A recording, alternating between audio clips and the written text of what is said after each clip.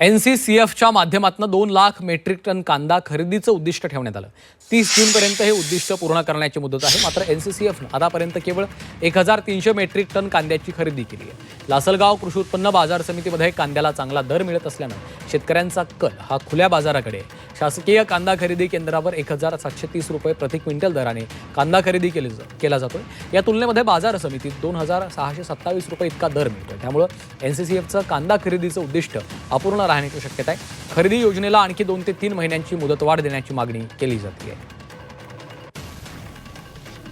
2,500 ते 3,000 रुपये प्रति क्विंटलने त्या ठिकाणी डिमांड आहे.